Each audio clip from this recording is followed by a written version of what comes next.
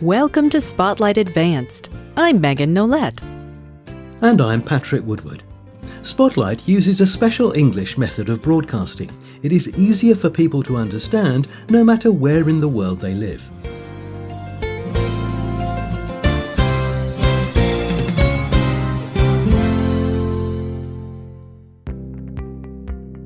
Famous author F. Scott Fitzgerald believed someone could only become successful in one area of their life. If the person was lucky enough to find success, nothing could ever compare to it. It would be their life's work. But Fitzgerald never met Mike Reed. On today's Spotlight, we look at a few people. They all achieved amazing success in two different areas of their lives. We also examine someone who overcame terrible pain to become the best at what he did. Mike Reed played American football in college for Penn State University. He played on the defensive line. His job was to stop the other team from moving the ball forward. He was very good at it. During his last year, the National Collegiate Athletic Association voted for him as the best defensive player in America. The National Football League's Cincinnati Bengals picked Reed to be a player. He was one of the best defensive players in the league for 5 years, but suddenly he quit. Reed was one of the best football players in the world, yet he stopped playing. His teammates and fans were shocked, but Reed wanted to do something else. He wanted to become a musician. He studied music in college. He played the piano, a large key instrument. It made a sound when the keys were pressed. He wanted to write songs. Many of his coaches, friends, and teammates thought Reed was making a mistake. It was very difficult to get into the National Football League. The chances of a person becoming successful in the music business were also low. But for the same person to do both? No one thought Reed could do it. However, Reed's father was supportive of his career change. Reed later said about his father, "He was probably the most supportive person in my decision to leave football. He hated his job as a railroad worker.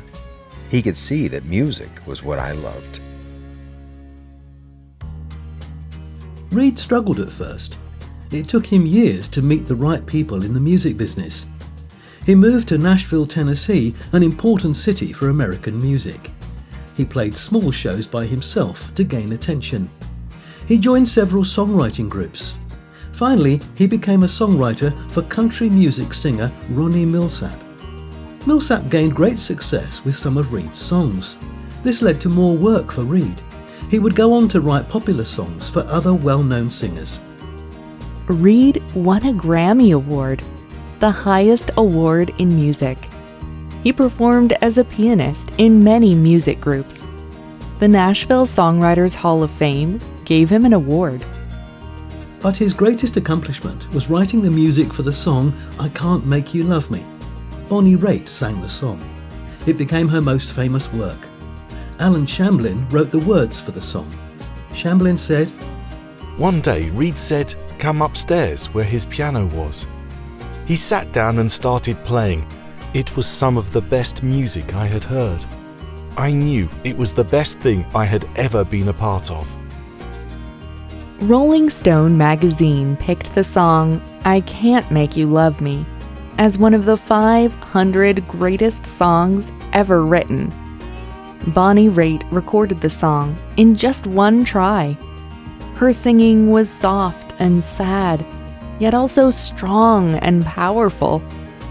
Many other singers have recorded the song since Raitt made it famous. Critics called it one of the finest songs written during the second half of the 20th century. And the music was beautifully written by Mike Reed, an ex-NFL lineman.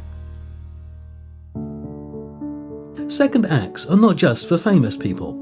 Steve Cobb was born and raised in the United States. He joined the US Army after he finished high school. After the army, he went to college at George Mason University in Virginia. He worked for 12 years, mostly as a computer programmer. But it did not satisfy him. He spoke to Spotlight about his need to change. When I was almost 40 years old, I decided I did not want to work every day on a computer. Cobb thought about his earlier jobs. The one he liked most was the military. But he was past the age limit for the military in America. So Cobb decided to become a police officer. He was, by far, the oldest in his class. However, Cobb had no trouble keeping up. He finished first in his class in the physical fitness category. Steve Cobb worked for over 23 years as a police officer. He investigated several different areas of crime, including stealing and murder. He finally stopped working as a police officer at the age of 63.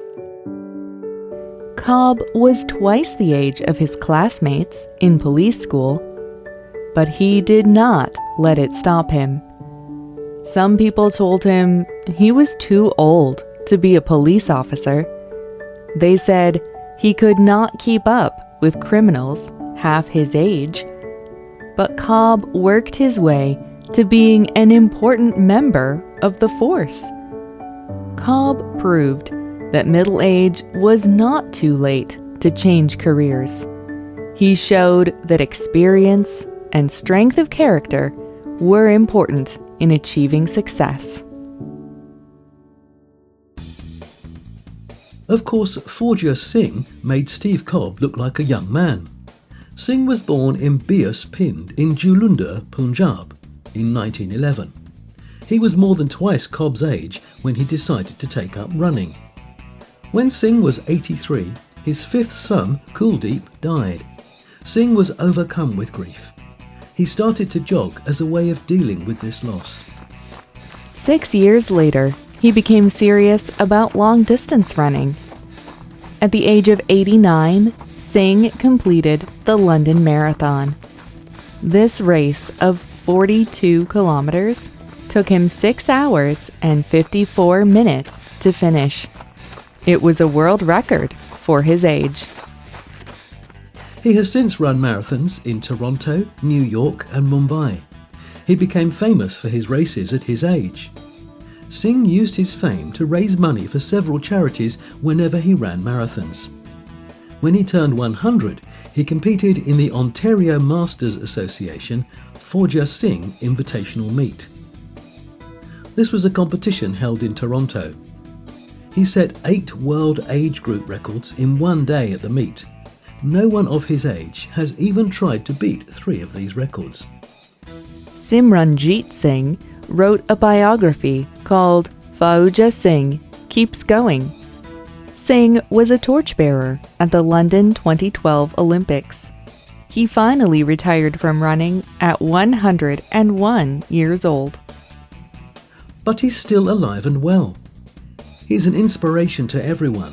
He said, "The secret to a long and healthy life is to be stress-free. Be grateful for everything you have. Stay away from people who are negative. Stay smiling and keep running."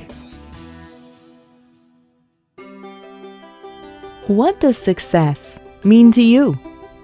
Can a person start again after a failure? You can leave a comment on our website at www.spotlightenglish.com. You can also find us on YouTube, Facebook, TikTok, Instagram, and X. You can also get Spotlight episodes delivered directly to your Android or Apple device through our free, official Spotlight English app. The writer of this episode was Peter Anderson. The producer was Michio Ozaki. The voices you heard were from the United Kingdom and the United States. All quotes were adapted for this episode and voiced by Spotlight. No AI or artificial intelligence was used in this episode. Spotlight episodes are written, voiced and produced by real people for real people, no matter where in the world they live. This episode is called A Second Beginning. We hope you can join us again for the next Spotlight episode. Goodbye.